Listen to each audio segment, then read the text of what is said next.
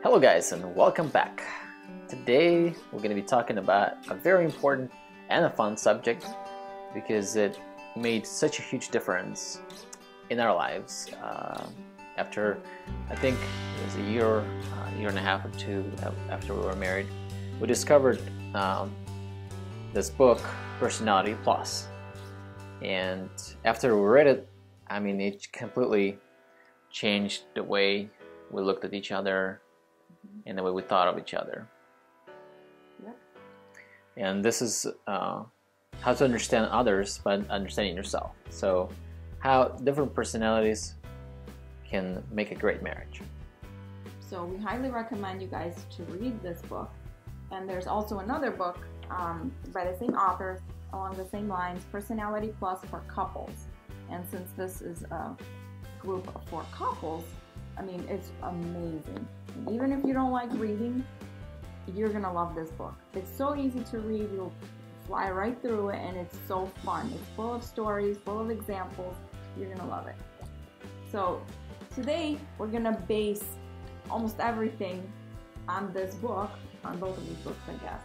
So it will give you like a really short rundown of the main information, and we'll talk more when we discuss things as a group. So let's get started. That's right. When two people are dating, you will often hear them saying things like, wow, we're so similar. We find so many similarities in each other. Like we're like such a perfect match. And then people get married and they find out more about each other. And then what happens is people find out that even though the values and beliefs that they hold probably are pretty much the same, but their personalities are way different from each other.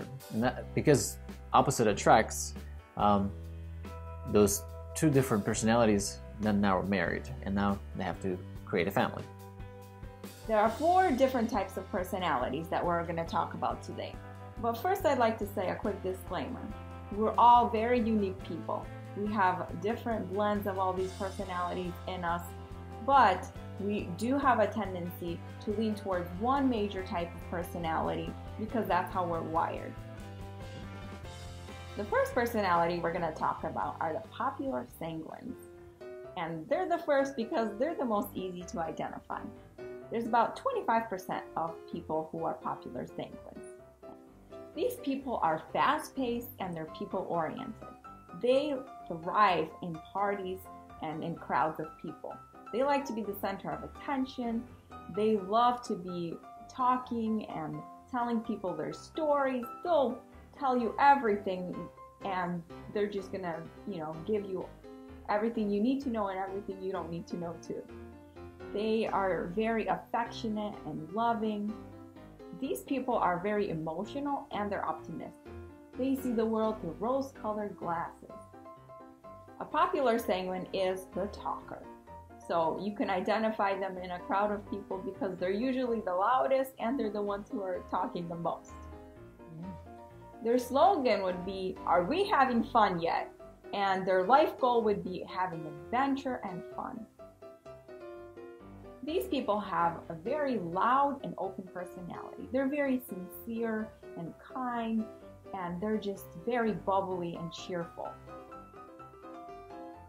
Their clothes are all about fashion, and they love to make statements with their clothes. They don't understand how people can buy clothes and wear them year after year because they like to buy a new wardrobe every season.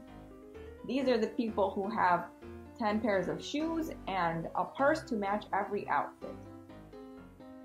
And the guys would have a nice car with big rims and a lot of chrome. Yep.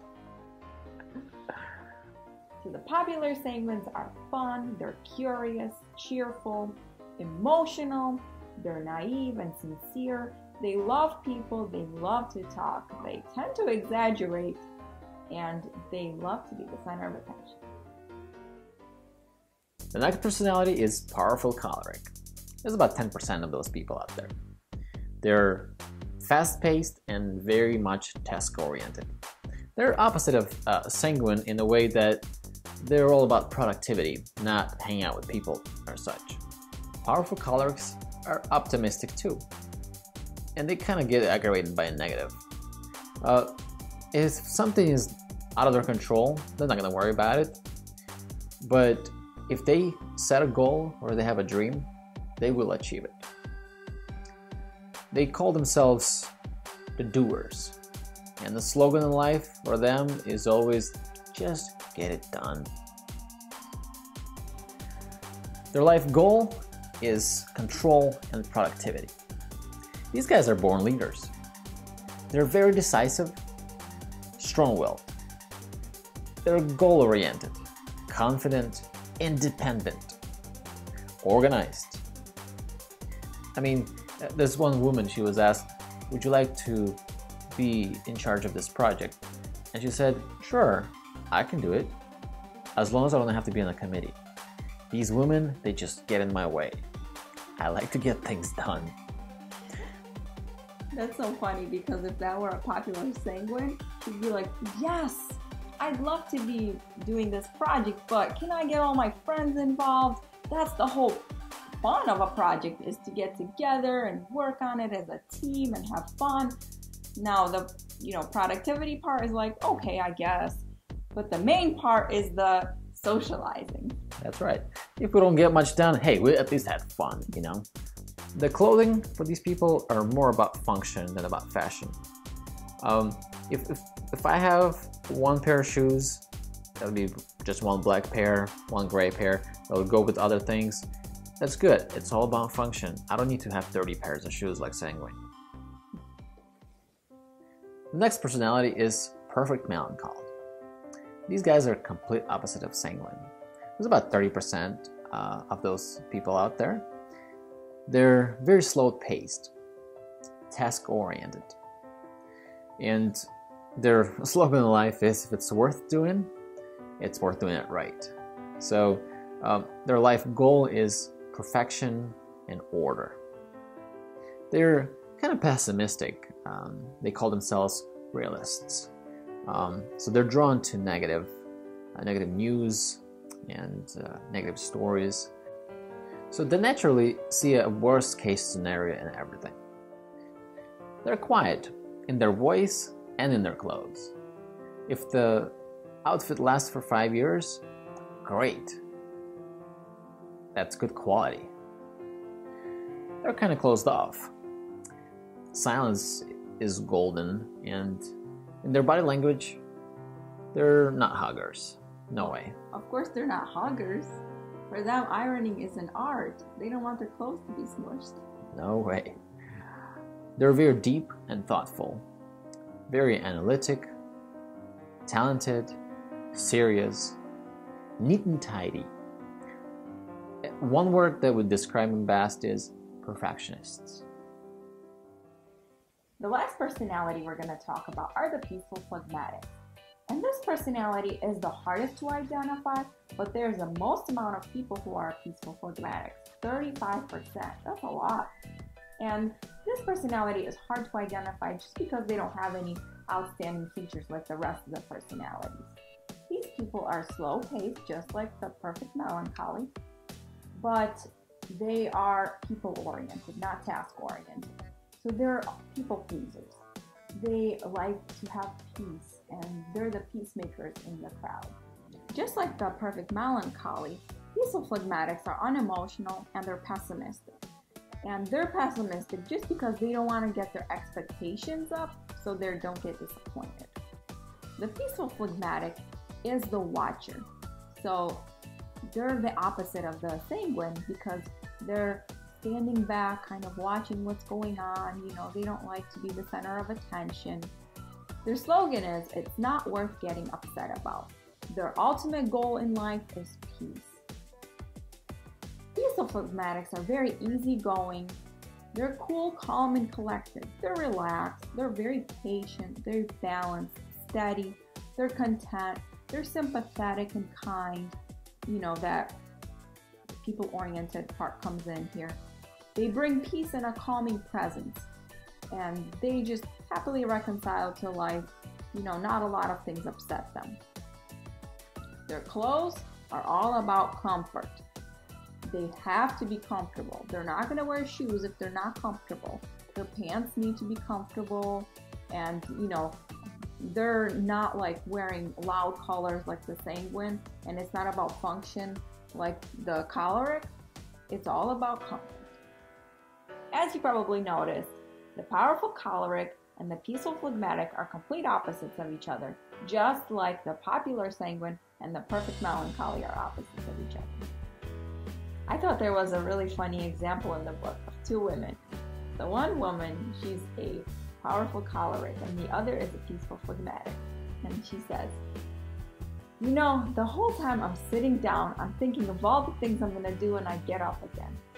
And the other one says to her, that's so funny, because the whole time I'm standing up and doing something, I'm just thinking of when am I finally going to be done so I could sit down and relax. So let's get a little bit more practical. How do these different personalities react to different situations in life? As children, Sanguine kids are very imaginative. They like a big crowd, and they like when there's a lot of fun and noise. They do very well with that. Powerful Choleric kids are bossy. They're gonna tell everybody what to do and what's gonna be going on next. If you tell them, is your homework done? They get upset. Like, I get my stuff done. Melancholy kids, they very much like routine. They're quiet, and if there's a lot of noise, they kind of get confused by it. They like to be in their room and just read. And Phlegmatic kids, those are the kids that everybody wants to have. They're very pleasing. They're all about peace. Let's not fight. Let's make sure our parents like it. Let's make sure that nobody gets upset. How does each personality react to opposition or when somebody tells them something can't be done? The popular Sanguine will thank you and quit. The powerful Choleric, it's just going to whet their appetite. They're going to go out and get it done. The perfect Melancholy is going to regret all the time they spent planning, analyzing, getting things ready. And the peaceful Phlegmatic, they're just going to be relieved. It sounded like too much work anyway. So how do they all shop? Sanguines, they really care about the brand. Who's buying it? Who's wearing it? That's what I'm getting. Cholerics, they are interested in performance and if it's going to serve its purpose. Melancholy are the people that read all the reviews before they buy. They will do all the necessary research, and these people, you see them standing next to the shelf and reading the back of the ketchup bottle for all the ingredients that are in it. And Phlegmatics, these people, they're all about ease and familiarity. I've been buying this for so long, why change? I just kind of keep buying the same thing. I'm used to it. You can recognize these different personalities at work. The Sanguines, they're great with people, and they have a lot of great ideas. They're very creative, they're enthusiastic, and have a lot of energy. They can also charm other people to do the work. These people are awesome in charge of different events or fundraisers because they're so enthusiastic. They get other people happy and excited to get involved. A lot of performers, actors, people on stage, they're popular Sanguines. The powerful Cholerics are type A personality. They're usually the CEOs, the company owners, basically people who are in charge. They do really well in opposition and in stressful situations. They can get things done, they're very organized, they can figure out practical solutions to things, and they demand productivity from everybody else too. The Melancholy are very schedule-oriented, they're neat and tidy, organized. They can figure out what is the root of a problem, and they can come up with very creative solutions. They're very persistent and thorough. They like their charts and graphs. These people are usually doctors and lawyers, engineers, those types of things. Phlegmatics are very dependable and loyal. They are great to have in a company because they can mediate peace and figure out an easier way to do things. They're very dependable and steady. Those are the people that work in the same company for 25 years. All the personalities have strengths and weaknesses, and usually the weaknesses are the positives that are carried to an extreme. For example, so the popular sanguine, they are so much fun in the family. They're spontaneous, they have so many cool ideas. They're the ones who are like, you know what? It's 10 o'clock at night. Let's all go to the beach right now. And then, or like, let's go to Disney World this weekend. They come up with so many cool ideas, and that's great. But that personality can really stress out their spouse if that spouse likes order, they like routine, they like to plan ahead. So, you know, if you're a popular sanguine, you're a big asset in the family, but you also have to consider your other family members. If they like a little notice ahead of time, you know, every once in a while you need to think about that. Perfect melancholies are really good because they think things through. They're very organized. There's an order to everything. They're really good with finances, and their house is very organized. Everything has its place. When it's carried to the extreme, it could be kind of annoying because they'd be just cleaning all the time. They want to make things perfect all the time. It could be moody because somebody messed things up in a house. So that personality, with perfect melancholy, that person needs to be real careful not to go to the extreme of their order in the house. That's why they need the popular sanguine to lighten things up and have a little fun. Exactly. When we know what kind of personality we have, it's so much easier to understand ourselves and to know what my strengths and my weaknesses are. So I can work on myself so I can get better at my weaknesses and use my strengths to benefit our family. It's not like, okay, well, I'm a choleric and you just deal with it.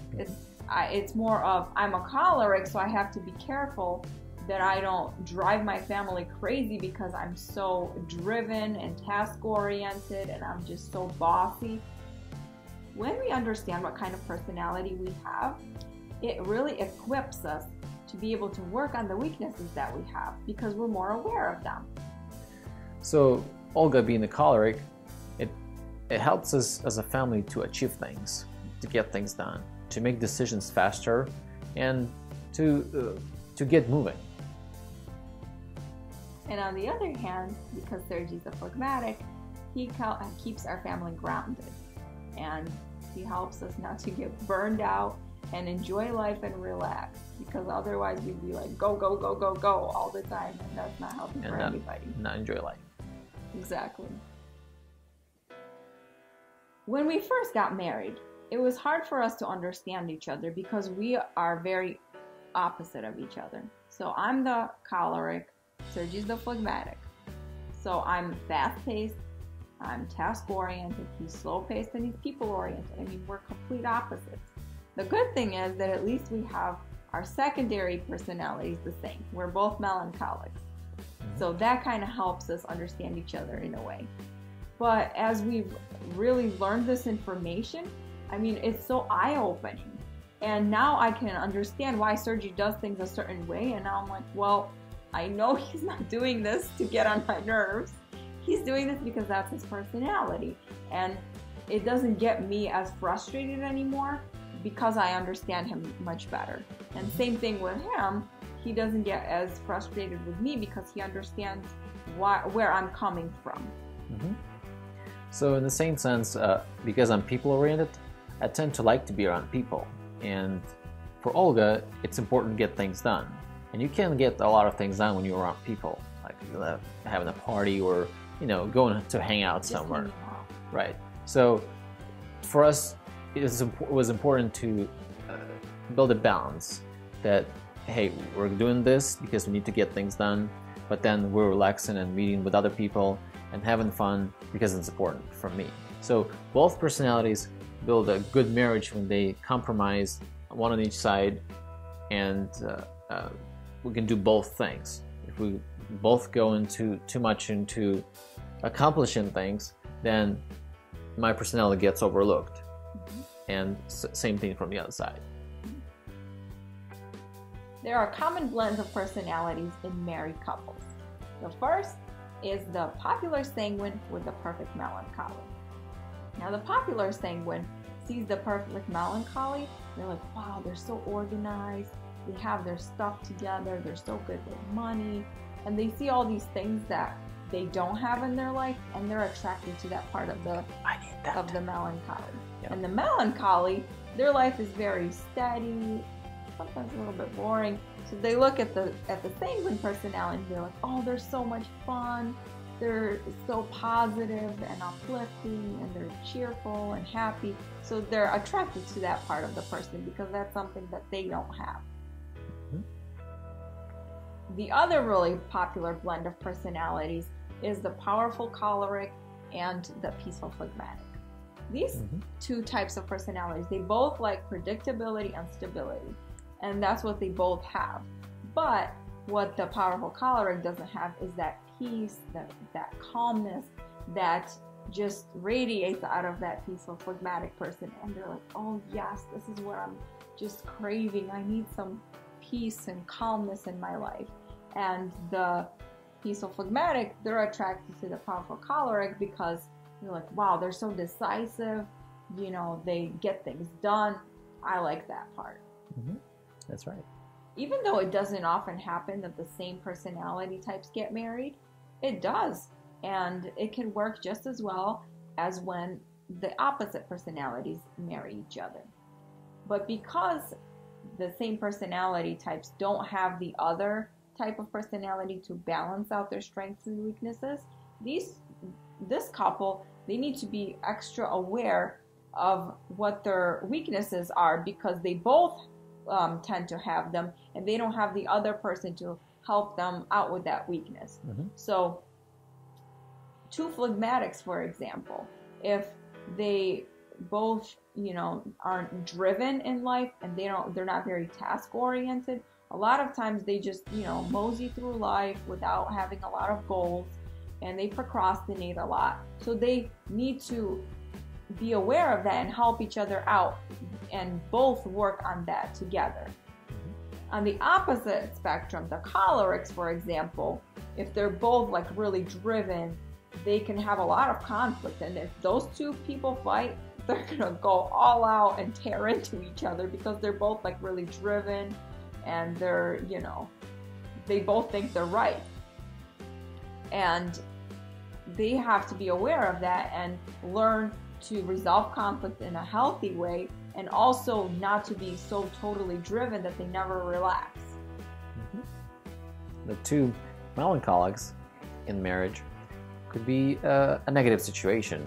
Could be, doesn't have to be, because both of them are drawn to negative, and they can talk a lot about negative things and getting too much into being organized and orderly to the extreme that that's all they're doing. They're just making sure that everything looks nice or everything is in order. So they need to make sure that they go out and lighten up and do other things than just being melancholy themselves. And care more about relationships than things or the way things look or the way their house is.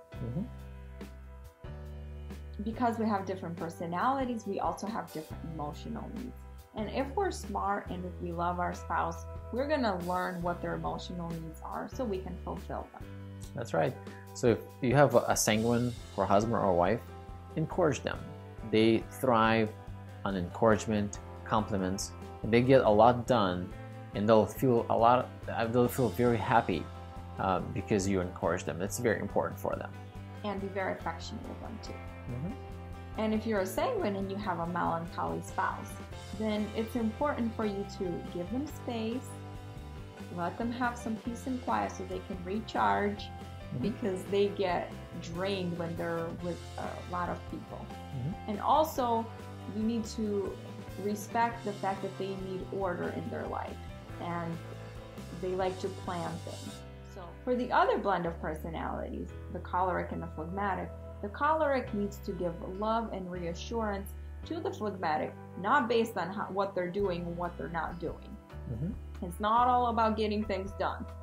And also, give them a chance to make decisions and give them responsibility. Because the choleric is fast-paced and the phlegmatic is slow-paced, sometimes the phlegmatic, is just like thinking things through and still getting to the point where they're reaching a decision.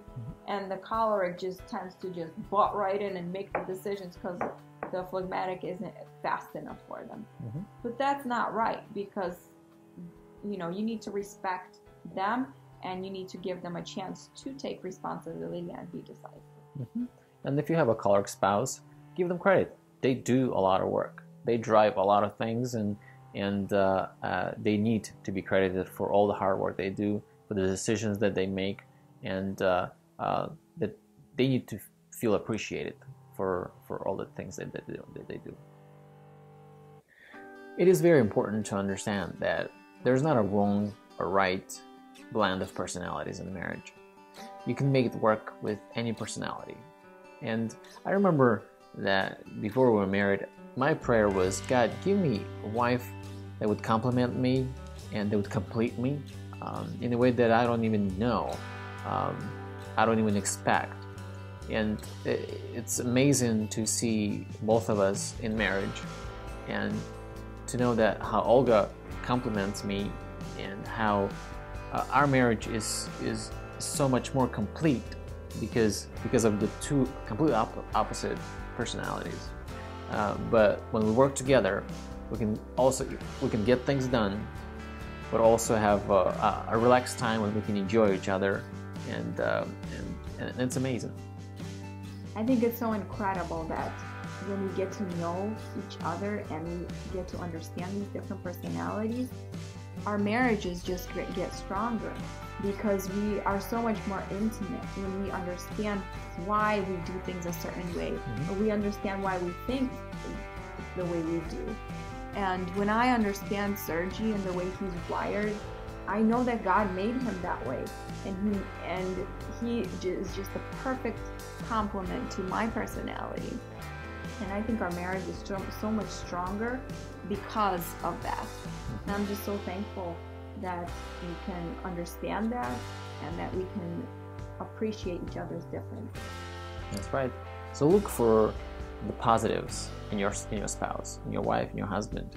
There's a lot of positives, and build on that and create a good blend and a good marriage.